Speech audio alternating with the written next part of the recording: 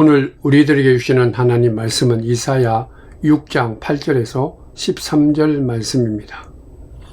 내가 또 주의 목소리를 들으니 주께서 이르시되 내가 누구를 보내며 누가 우리를 위하여 갈고 하시니 그때 내가 이르되 내가 여기 있나이다 나를 보내소서 하였더니 여호와께서 이르시되 가서 이 백성에게 이르기를 너희가 듣기는 들어도 깨닫지 못할 것이요 보기는 보아도 알지 못하리라 하여 이 백성의 마음을 둔하게 하며 그들의 귀가 막히고 그들의 눈이 감기게 하라. 염려하건대 그들이 눈으로 보고 귀로 듣고 마음으로 깨닫고 다시 돌아와 고침을 받을까 하노라 하시기로 내가 이르되 주여 어느 때까지니까 하였더니 주께서 대답하시되 성읍들은 황폐하여 주민이 없으며 가옥들에는 사람이 없고 이 토지는 황폐하게 되며 여호와께서 사람들을 멀리 옮기셔서 이 땅 가운데 황폐한 곳이 많을 때까지니라. 그 중에 10분의 1이 아직 남아있을지라도 이것도 황폐하게 될 것이나 밤나무와 상수리나무가 배임을 당하여도 그 그루터기는 남아있는 것 같이 거룩한 씨가 이 땅에 그루터기니라 하시더라. 아멘. 사랑하는 성도 여러분, 주의 크시는 종이 충만하기를 축원드립니다. 오늘 하나님 말씀은요, 하나님께서 이사야를 선지자로 부르시는 그 귀한 모습과 그리고 선지자로서 이스라엘 백성들에게 전해야 될 메시지를 담고 있습니다. 선지자로 부름받은 이사야가 이스라엘 백성들에게 향한 하나님의 그 메시지는 고통스러운 메시지였습니다. 왜냐하면 심판의 메시지이기 때문입니다. 하나님께서는 이 심판을 밤나무와 상수리나무가 배임을 당하는 그런 이미지로 설명해 주고 있는 것이 오늘 하나님의 말씀입니다. 배임을 당한 밤나무와 상수리나무에는 그래도 그루터기는 남겨두시겠다. 그렇게 마지막에 말씀하고 있죠. 이 밤나무와 상수리나무는요, 가지와 잎사귀가 많고 높게 자라 숲을 이루는 그런 나무입니다. 그러니까 이 밤나무와 상수리나무의 이미지는 굉장히 화려하고 무성함을 드러내는 것이죠. 그런데 하나님께서 그러한 나무들을 베어버리겠다 말씀하십니다. 이사야 1장 28절에서 30절에 있는 말씀입니다. 패역한 자와 죄인은 함께 패망하고 여호와를 버린 자도 멸망할 것이라. 너희가 기뻐하던 상수리나무로 말미암아 너희가 부끄러움을 당할 것이요 너희가 택한 동상으로 말미암아 수치를 당할 것이며 너희는 잎사귀 마른 상수리나무 같을 것이요 물 없는 동산 같으리니. 여기서 하나님께서는 상수리나무의 이미지를 이렇게 말합니다. 이 상수리나무는 이스라엘 백성들이 굉장히 자랑스럽게 생각하고 그래서 의지하고 뽐내고 기뻐했던 나무가 상수리나무다. 그걸 말하고 있죠. 에스겔 6장 3절에 있는 말씀입니다. 그 죽임 당한 시체들이 그 우상들 사이에 제단 사방에 모든 푸른 나무 아래에 무성한 상수리나무 아래 곧 그 우상에게 분향하는 곳에 있으리니. 여기서 상수리나무는 이방신과 우상을 섬기는 자리에 바로 이 상수리나무가 있었다. 한마디로 얘기해 보면 이스라엘 백성들에게 상수리나무는 우상 숭배의 대상이다. 그리고 또 이 상수리나무는요, 백성들이 누리는 물질적인 풍요로움과 군사력 그리고 화려한 삶을 상징할 때 상수리나무를 얘기했습니다. 유다는 물질적으로 굉장히 풍요로웠습니다. 그래서 부자들은 가옥에 땅에 그 모든 것들을 풍성하게 이어갈 수 있죠. 굉장히 재물이 많이 늘고 있었다. 이게 이사야 시대입니다. 그래서 이사야 2장 7절에 이렇게 말합니다. 그 땅에는 은금이 가득하고 부하가 무한하며 그 땅에는 마필이 가득하고 병거가 무수하며 그 당시 이사야가 살고 있는 당시의 여인들은 귀고리와 코고리, 머리망사, 발목, 고리, 세마포 옷, 머리 수건, 너울까지 사용하면서 아주 화려한 생활을 하고 있다. 그래서 이사야 3장에 아주 자세하게 얘기하기를 그들의 삶은 마치 상수리 나무가 아주 풍성하고 보기 좋은 것처럼 그들은 우상을 섬겼다. 그들이 의지하고 자랑하는 이 모든 것이 상수리 나무처럼 우상을 섬기면서 살아갔다. 그걸 굉장히 이스라엘 백성들은 자랑했다. 근데 하나님께서는 이사야 선지자를 통해서 말씀하기를 너희들이 그렇게 의지하고 자랑스러워하고 우상으로 섬기는 이 상수리 나무를 베어버리겠다. 그게 심판의 메시지입니다. 하나님으로부터 이사야가 받은 바로 심판의 메시지죠. 이 상수리 나무가 어떤 건가? 그걸 자세하게 얘기합니다. 그러면서 또한 본문에 보면 우리가 좀 이해를 잘해야 되는 부분들이 있습니다. 하나님께서는 이 백성이 들어도 깨닫지 못하게 하겠다. 보아도 알지 못하게 하겠다. 심지어 오늘 본문 10절 말씀에 보면 염려하건대 그들이 눈으로 보고 귀로 듣고 마음으로 깨닫고 다시 돌아와 고침을 받을까 하노라. 이 말은 뭔가 하면 그들이 혹시 하나님의 말씀 심판의 메시지를 알게 될까 봐 하나님께서 염려가 된다. 그런 말씀입니다. 굉장히 좀 이해가 되지 않는 말씀이죠. 또 하나는 계속해서 보면 하나님께서 이 같은 말씀을 이사야에게 전해라. 이 상수리 나무와 밤나무를 베어버리겠다. 그 말을 전해라. 그러면서 오늘 9절 말씀에 보면 이 백성에게 이르기를 너희는 듣기는 들어도 깨닫지 못하겠다. 그러니까 말씀을 증거했는데 메시지를 증거해도 들어도 깨닫지 못하게 하겠다. 그걸 증거하라는 것이죠. 하나님께서 이같이 들어도 깨닫지 못하는 이러한 말씀을 이사야에게 명령한 그 일이 뭔가라는 것이죠.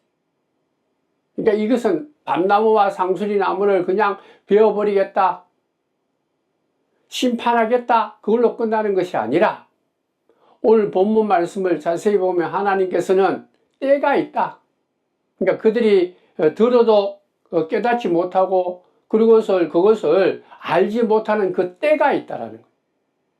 분명히 앞서서 보면 백성이 깨닫지 못하게 하나님이 그렇게 만들고 오히려 깨달을까 염려되신다라고 그렇게 말했죠. 그때 이사야가 묻습니다. 언제까지 이 백성이 깨닫지 못하게 될까요? 그렇게 말하니까 하나님께서 오늘 말씀에 그렇게 말합니다. 성읍이 황폐하여지고 가옥에 사람이 없어지며 너희가 기뻐하던 상수리 나무와 밤나무가 배임을 당할 때까지 너희는 결코 그 뜻을 알지 못할 것이다. 오히려 상수리 나무와 밤나무가 완전히 배임을 당할 그때 하나님께서 베푸신 그 메시지를 알게 될 거다. 그런 얘기죠. 그러므로 오늘 정말 이 심판의 메시지를 이사야에게 말씀하시면서 하나님께서 이 말씀을 주는 궁극적인 목적은 뭔가 하면 심판의 메시지는 확실한 것이지만은 이러한 심판의 메시지를 통해서 주고자 하는 것은 무엇인가 하면 깨닫게 하기 위한 경고의 말씀입니다. 너희들이 그렇게 자랑하고 정말 기뻐하고 좋아했던 이 상수리 나무와 밤나무와 같은 그런 삶이 다 없어지고 날 때 그때 너희들이 나에게로 돌아올 마지막 기회다. 그때 나무가 베어지는 그때 너희들은 깨달아라. 그래서 이제는 더 이상 방황하지 말고 그때 돌아오라. 하나님께서는 꼭 심판하기 위한 것보다 이같이 너희들에게 아픔이 있고 너희들이 자랑하는 것이 다 없어질 그때라도 나에게로 돌아오라는 초청의 말씀입니다. 우리의 인생을, 우리의 삶을 가만히 돌아보면요, 우리가 뭔가 큰 아픔이 있고 재난이 닥치기 전에는 우리 하나님 말씀을 바로 깨닫고 언제나 하나님께로 돌아가는 것, 그게 쉽지 않습니다. 우리는 분명히 말씀을 읽고 말씀을 상고하죠. 그래서 우리가 죄의 길로 더 이상 걸어가지 않고 하나님을 기쁘시게 하는 삶을 산다면 얼마나 좋겠어요. 근데 우리가 실제적인 일상적인 하루하루의 삶을 보면 하나님이 기뻐하시는 삶보다는 죄의 길로, 어리석은 길로, 정말 내가 그저 화려하고 내 욕심만을 차리는 그러한 삶을 살 때가 참 많죠. 특별히 뭔가 부족함이 없을 때입니다. 풍요롭게 살고 있을 때 우리가 말씀도 듣고 말씀을 묵상하지만은 그 말씀이 제대로 깨달아지지 않습니다. 그 진리를 내 마음속에 새겨지지 않죠. 보기는 보았지만은, 듣기는 들었지만은 진리의 말씀, 생명의 말씀으로 우리가 잘 받아들이지 않고 깨닫지 못한다라는 거죠. 왜냐하면 눈이 열리지 않고 마음이 열리지 않고 귀가 열리지 않으니까 듣기는 들었는데 알 수가 없다라는 거예요. 그저 나에게 주는 것이 아니라 저 말씀은 다른 사람에게 주는 말이구나. 점차적으로 내 마음이 둔하여 주고, 그래서 나에게 주시는 그런 귀한 생명의 말씀인데, 나아가서는 하나님께로 돌아오라는 경고의 말씀인데도 불구하고 그것을 깨닫지 못한다. 오늘 또 우리들 곁에 사랑스럽게 우리들 곁에 계시는 주님의 말씀을 받아들이지 못하는 것, 그게 더 많은 것이 우리의 일상적인 삶이다. 그래서 하나님께서 오늘 말씀에도 보기는 보아도 알지 못하게 하리라 라는 이 얘기는 특별히 형벌을 내리고 심판의 메시지가 아니라 유다 백성을 포함한 지금 현재도 예수를 믿고 살아가는 모든 사람들의 일상적인 모습이다. 그렇기 때문에 하나님께서는 주의 말씀을 날마다 선포하고 줬는데도 불구하고 알지 못하고 깨닫지 못하는 그들에게 언제까지 그렇게 그들이 깨닫지 못하도록 그냥 내버려 두겠는가? 그래서 하나님께서 결단한 거죠. 너희들이 하나님보다 더 자랑하고 더 많이 기뻐하고 더 많은 관심을 갖고 있는 상수리나무와 밤나무가 배임을 당할 때 그때서야 비로소 너희들이 돌아오게 된다라는 거죠. 이런 일이 우리가 분명히 살다 보면 있지 않습니까? 뜻하지 않는 이런 도끼질을 당할 때가 있지 않습니까? 평화로운 나의 이 나무의 숲이 일순간에 황폐해지고 힘쓰고 애썼던 상수리 나무가 힘없이 쓰러지는 그런 인생의 위기의 순간이 있다는 거죠. 뭐 건강을 갑자기 잃어버리든지, 정말 사랑하는 사람을 우리가 떠나보내든지, 생각하지 못했던 위기와 재난으로 나에게 장애가 오고 가정의 평강이 깨어지고, 그렇게 신뢰했던 내 모든 사업들이 일터가 실패당하고 어려움을 당하는 그런 것들을 경험하는 거죠. 그게 바로 상수리 나무가 쓰러진다는 거예요. 그때에 돌아오라. 그때라도 너희들 마음의 문을 열고 영적으로 하나님께로 돌아와야 된다. 그래야 너희들이 살 길이다. 그게 오늘 이사야를 통해서 주시는 하나님의 말씀입니다. 나니아 연대기라는 아주 훌륭한 글을 쓴 루이스라는 분이 있습니다. 그는 원래 무신론자였어요. 그러나 회심하고 난 뒤에는 기독교를 온 세상에 사도 바울처럼 증거하는 그런 아주 귀한 분이었습니다. 수많은 책을 썼죠. 그는 굉장히 지적이고 논리적인 사람이었습니다. 그래서 그는 고통의 문제가 이런 거다라고 말할 정도로 아주 완벽한 그런 어떤 지성적으로 고통의 문제까지 책으로 쓸 만큼 해결했던, 그게 대해서 확신을 가졌던 사람이 바로 이 루이스였습니다. 근데 그에게도 생각하지 못했던 인생의 도끼날이 그에게 닥쳐서 그가 갖고 있던 것들이 많이 쓰러져 버린 거죠. 사랑하는 아내가 암으로 세상을 떠난 것입니다. 아내를 잃고 난 뒤 이 루이스는 그동안 썼던 수많은 이 책에서 신앙의 글을 정말 아주 조리 있게 논리적으로 그렇게 글을 쓰고 사람들에게 감동을 주었는데, 그 사랑하는 아내가 직접 자기 곁을 떠나고 난 뒤에는 그 모든 것들을 다 무너져 버린 거예요. 아내가 죽고 난 뒤에 고통스러운 삶을 살아가면서 그는 일기를 이렇게 적었습니다. 내 집이 단 한 번의 타격에 무너졌다면 그것이 카드로 만든 집이기 때문이다. 루이스라는 사람에게 그저 그가 실제적으로 자기에게 큰 고통이 왔을 때 그동안 쌓아왔던 모든 신앙이 마치 종이로 만든 카드로 만든 집처럼 그것이 한순간에 무너져 내렸다라는 거예요. 아내를 잃고 난 뒤에 슬픔을 당한 이 루이스가 그 슬픔, 그 아내를 잃고 맞이한 그 슬픔을 책으로 출판을 합니다. 거기서 그는 하나님께 이렇게 얘기합니다. 어떻게 보면 굉장히 어떻게 보면 신랄하게 도전하는 거죠. 하나님, 당신은 지금 어디 계십니까? 그러면서 그는 하나님이 사랑의 하나님이 아니라 잔인한 분이다. 잔인한 분이다. 그렇게까지 표현한 거죠. 아내를 잃고 난 뒤에 이 루이스는 그가 그렇게 논리적으로 또 많은 사람들에게 감동을 줬던 그런 어떤 신앙의 생활, 많은 사람들에게 존경을 받았던 그러한 모든 것들이 한순간에 다 마치 밤나무와 상수리 나무의 모든 가지가 잘라져 버리고 밑둥이만 남아있는, 비참한 그루터기만 남아있는, 아무것도 보여줄 수 없는 그런 상태가 되었다.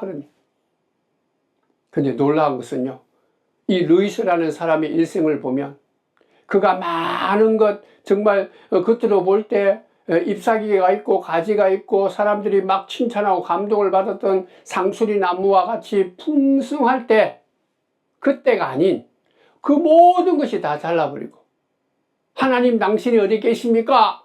그렇게 하나님께 도전하고 절규하는 그때, 그루터기만 남아있을 때, 밑둥만 남아있을 때 이 루이스라는 사람의 삶이 다시 한 번 더 새롭게 거듭나는 것, 변화되는 것을 볼 수 있습니다. 그래서 그는 그렇게 말합니다. 그동안 그가 믿어왔고 마음속으로 확신하고 수많은 사람들에게 감동을 주었던 것은 그저 글로만, 내 머릿속으로만 있었던 것이다. 어떻게 보면 내가 상상하고 만들어낸 하나님이 아닌가.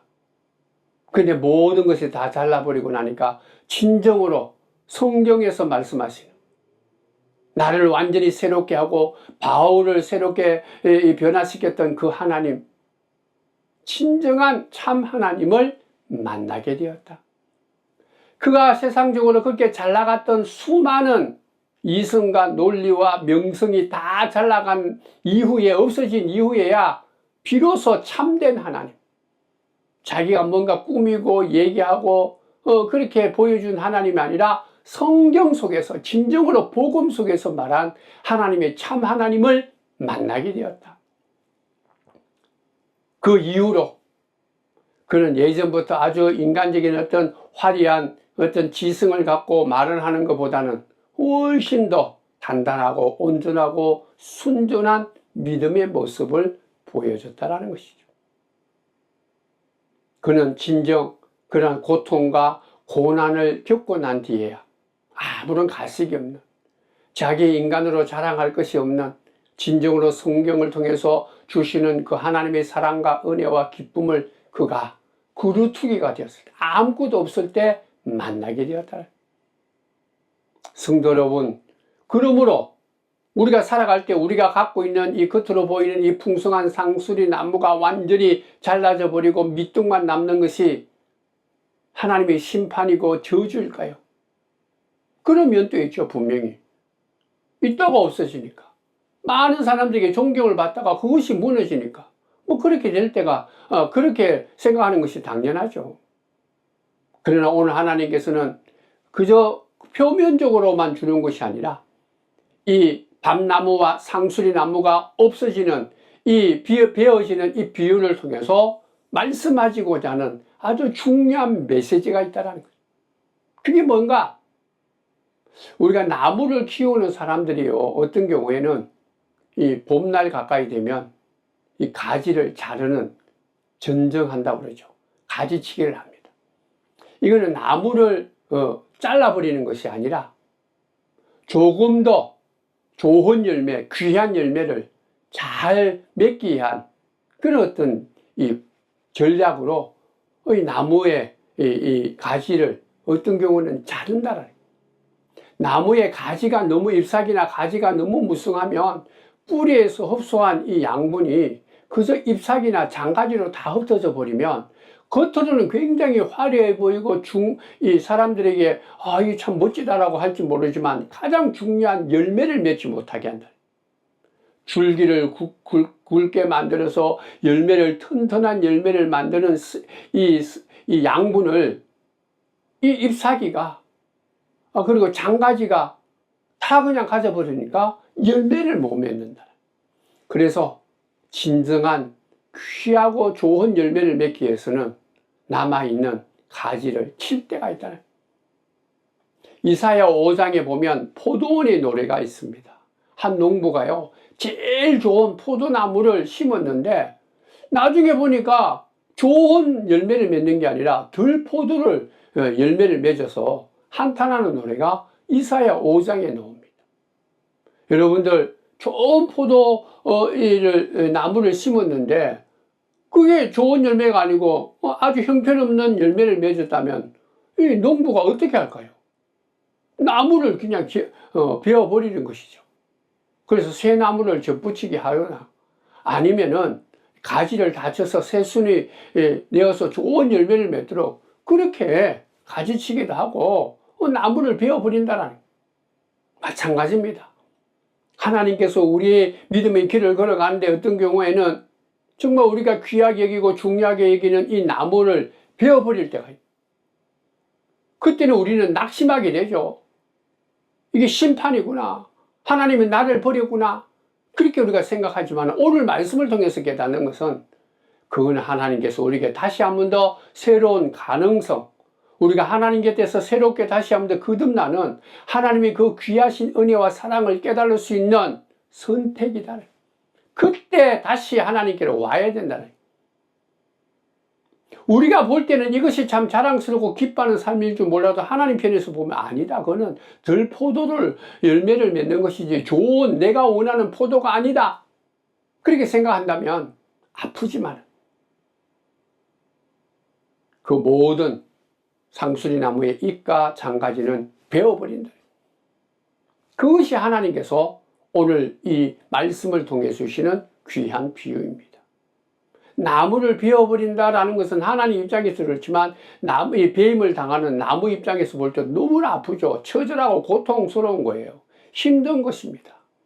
앞서서 얘기했던 루이스라는 이분도 자신의 책에서 자기가 그동안 갖고 있던 이 무성한 엄청난 사람들에게 칭찬받고 기뻐했던 이 가지치기를 통해서 오히려 아무것도 없는 이 거루터기가 되었을 때 온전한 하나님의 사랑과 하나님의 그 복음의 메시지를 알게 되었다. 그러나 그동안 갖고 있었던 이 나무가 이 파리가 베어지고 이 밑둥이까지만 남기도록 하는 이 모든 것들은 고통이었다. 내가 그렇게 아끼고 자랑스러워했던 그런 나무가 잘라지는 경험은 마치 내 몸의 사지가 잘라지는 것 같은 큰 고통이요 아픔이다. 그러므로 그루터기만 남아져 있다는 것은 고통이며 처절하고 견디기 힘든 고난이다라는 거예요. 고난이 시기다라는 거예요. 그런데 하나님께서는 우리가 그런 어떤 고난의 시기지만은 오히려 그때 우리가 그동안 알지 못하고 깨닫지 못했던 것 깨닫고 알게 되는 시기고 그때 하나님 곁으로 돌아오는 좋은 기회가 되어서 결과적으로는 좋은 열매, 지금까지보다 더 귀한 열매, 하나님이 원하시는 그 열매를 맺는 시기가 된다. 그렇게 하기 위해서는 어떤 경우에는 하나님께서 나무 밑동까지 도끼로 내리치는 그런 기회를, 이 시간을 준다라는. 암이 내 몸에 자꾸자꾸 퍼지면요, 우리가 그것을 아무리 귀한 신체를 할지라도 잘라버리죠, 일부를. 왜? 우리가 살기 위해서죠. 하나님께서도 마찬가지입니다. 하나님께서도 우리들을 더욱더 살리고 더 귀한 열매를 맺기 위해서 어떤 데를 도려냅니다. 우리가 자랑스럽게 생각하고 기뻐하고 사랑하는 이 상수리 나무, 그게 우리가 볼 때는 기쁘지만 하나님 보실 때는 우상숭배와 같은 거다. 그래서 베어버리는 거죠. 이 그루터기만 남아있다라는 이 얘기는요, 그저 모든 나무를 얘기하는 것이 아닙니다. 그루터기만 있는 나무 가운데서도 싹이 올라오지 않는 나무들이 많죠. 잘려나가서 결과적으로 말라 비틀어지는 나무도 있습니다. 그루터기만 있는 나무 중에서 생명의 싹이 올라오는 경우는 어떤 경우일까요? 그 나무의 뿌리가 살아있을 때입니다. 그 나무의 뿌리가 살아있으려면 땅에 깊이 그 땅 속에 묻혀 있어야 되죠. 그 땅 속에 있는 생명의 씨앗, 생명의 그런 어떤 이 에너지를, 이 양분을 받아들이는 뿌리가 땅에 박혀 있을 때 그 나무는 그루터기만 있지만은 새로운 생명 씨앗으로 열매를 맺는다는. 뿌리만 살아있다면요, 나무가 줄기가 잘려나간다 할지라도 오히려 이 뿌리가 더욱더 열심히 양분을, 땅에 있는 양분을 빨아 올림으로 인해서 좋은 열매를 맺는다라는.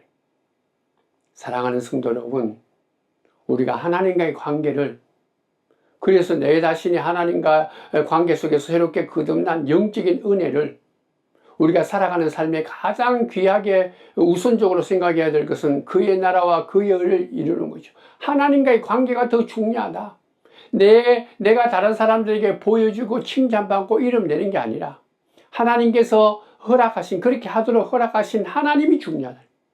그러니까 하나님이라는 그런 어떤 귀한 복음의 땅에 뿌리를 내리는 것이죠. 이 뿌리를 감싸 주시는 분이 하나님이십니다. 땅이 뿌리를 감싸는 것이지 뿌리가 땅을 감싸는 것이 아니지 않습니까? 그러니까 땅이 뿌리가 흔들리지 않고 좋은 열매를 맺고 양분을 빨아올 수 있어서 생명으로 나아갈 수 있도록 이 땅이 뿌리를 깊이 붙잡고 뿌리를 내릴 수 있도록 든든히 서간다라는. 뿌리가 바로 뭘까요? 이같이 이 뿌리는 우리의 믿음입니다. 기도하는 것이요, 우리가 말씀을 묵상하는 것이요, 감사하는 것이요, 하나님의 뜻을 이루며 살아가는 삶입니다. 날마다 항상 기뻐하고 쉬지 않고 기도하면서 언제나 주님 앞에 바로 서는 것이 바로 우리가 가져야 될 뿌리다라는. 이러한 뿌리를 갖고 있을 때 하나님께서 우리에게 말씀하시는 것들마다 이제 알게 되고 깨닫게 되고 하늘나라의 그 신비를 보게 된다. 말씀이 나에게 주신 말씀으로, 진리로, 진정으로 하나님만을 찬송하게 되고 우리가 겸손한 마음으로 예수 앞에 예수 이름으로 하나님 앞에 나서 기도하게 되고 그러므로 열매를 맺는다. 이게 뿌리를 내리는 거예요.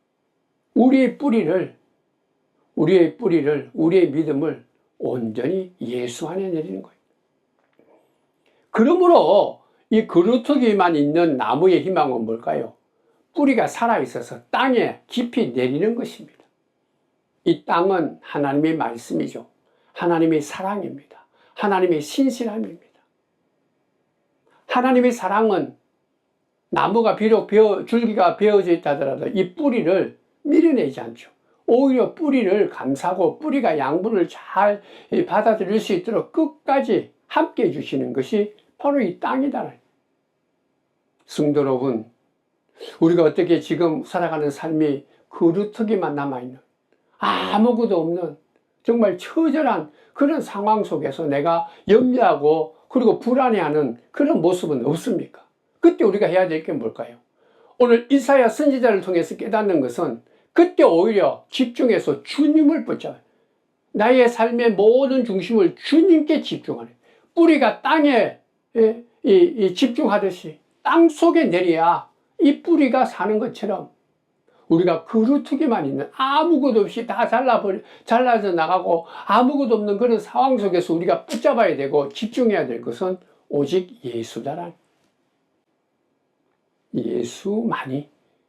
예수께 내 모든 걸 집중한다면 하나님께서 우리에게 새로운 삶으로 인도해 주실 줄 믿습니다. 성도 여러분, 그루터기가 갖고 있는 그 귀한 믿음은 뭘까요? 겉으로 볼 때는 그 나무가 베이면 끝인 것 같지만, 멸망인 것 같고 심판인 것 같지만 아니다네. 하나님의 편에서는 새롭게 길을 열어주시는 거예요. 아셔야 됩니다. 우리가 지금 고난의 자리, 절망의 자리, 마치 모든 것이 다 잘라버리고 그루터기만 있는 그런 인생의 삶이다. 그렇게 여러분들이 지금 힘들고 어렵다면 오히려 지금이야말로 우리를 살리시고 우리에게 귀한 열매를 주시는 하나님을 가까이 하는, 하나님께 내 모든 삶의 뿌리를 깊게 내려야 될 때라라는 것을 우리가 깨달아야 돼요. 그러니까 믿음의 뿌리를 하나님께 둬야 돼요. 세상의 것들이 아니라, 내 욕심도 아니에요. 내 이름을 내는 것도 아닙니다. 겉으로 화려한 것이 아니라 이 뿌리가 하나님께, 예수 그리스도께 성령의 인도하심을 받는 그러한 뿌리를 내릴 때, 믿음의 뿌리를 내릴 때 오히려 그루터기와 같은 고난과 절망이 그 속에서 새로운 싹이 나게 되고 하나님을 기쁘시게 하는 성령의 열매를 맺는 가장 복된 삶을 누릴 줄 믿습니다. 성도 여러분, 답답하고 힘들고 낙심되고 모든 것이 다 잘라져 같은 어려움이 있을 때마다 그루터기의 믿음, 땅 속에 뿌리를 깊이 내리는 그 믿음, 끝까지 낙심하지 말고 오히려 하나님께 들어 가까이 가는, 예수께 집중하는 그런 믿음의 사람이 되셔서 더 귀한 열매, 하나님이 허락하시는 새로운 열매로 풍성함을 누리는 귀한 성도들 다 되시기를 주님의 이름으로 축원드립니다. 사랑의 하나님, 오늘 또 주의 말씀을 마음속에 새기면서 진정으로 우리가 이 땅에서 가져야 될 가장 귀한 것은 믿음인데, 그 믿음을 세상의 헛된 것들, 내 욕심, 내 생각, 세상의 소리에 두는 것이 아니라 오직 예수, 오직 하나님, 오직 성령님, 그 하나님께 내 뿌리를 깊이 내리는 그런 귀한 믿음을 더하여 주셔서 그 믿음으로, 비록 지금 불안하고 염려하고 답답하고 여러 가지 모든 것이 참 낙심될 수밖에 없는 상황에 있다 할지라도 내가 예수 안에 있다면, 내가 하나님과 함께 한다면 다시 한번 새로운 생명으로 새로운 열매를 맺는, 하나님을 기쁘시게 하는 가장 복된 삶이다라는 것을 기억을 하고 하나님 안에, 예수님 안에 성령의 이끌림을 받는, 뿌리를 깊이 내리는 믿음의 사람들 다 될 수 있도록 복 내려 주옵소서. 예수님의 이름으로 기도드리옵나이다. 아멘.